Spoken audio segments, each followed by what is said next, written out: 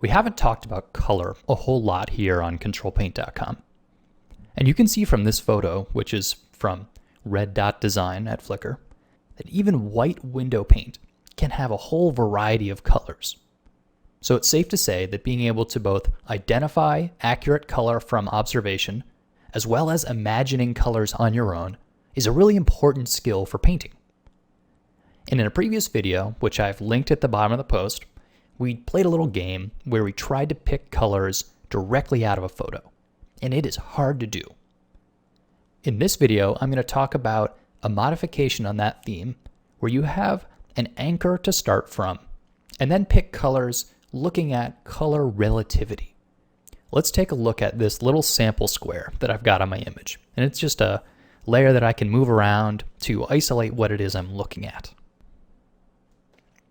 I'm going to begin by using the eyedropper tool and sampling this warm paint color right out of the image. And I'm going to use this as an anchor, so I know that that is correct directly from the photo. And now I'm going to expand this a little bit just so I can see the transition.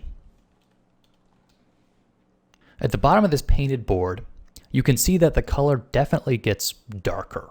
There's some soft shadowing happening at the bottom. Well, to paint that color in, let's take a look at the color picker and guess a few things. So this is my anchor. This is where I'm starting from. And I know it gets darker as it recedes into the shadow. So that means I pull my circle down on the value slider. Because at the top of this window is light, that's a high value, and at the bottom is dark, and that's a low value. So pulling your selected color down towards the bottom makes it darker. Now I can also say that it looks a little bit more saturated. If I want to add saturation, I move to the right. So I'll pull this over to the right. And this is definitely not an exact science, but it's using color relativity. I know it's more saturated and darker value than the color that I started with. So I'll say okay, and I'll paint that down there. And I can tell immediately it's not quite dark enough value. So open my color picker again, and this time just lower the value, keeping the hue the same. Okay, that looks a bit better. So what I did there was I came to this color using the first color as a landmark. I didn't just open the color picker, pick some random rainbow color as a starting point, and then try and pick the color out of a vacuum. That's really hard to do, and that's what we did in the last video. So it's easier if you can start with a reference point. Okay, let's do it one more time.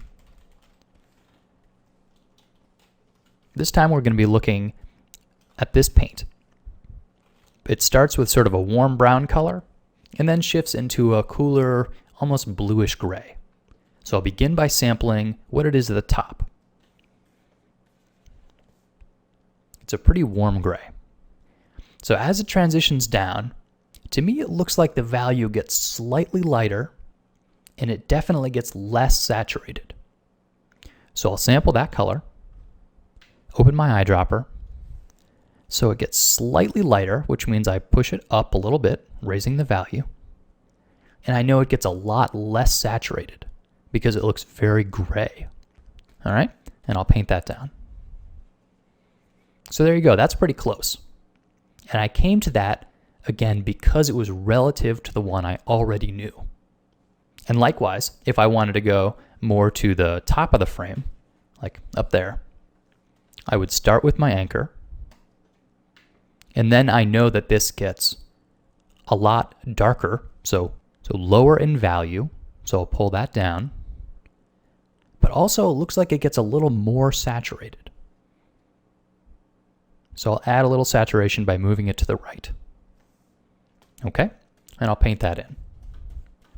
I can tell it's not quite dark enough, so I'll lower the value. Okay, that looks pretty good. There's nothing about doing this that feels glamorous. The end result is boring at best.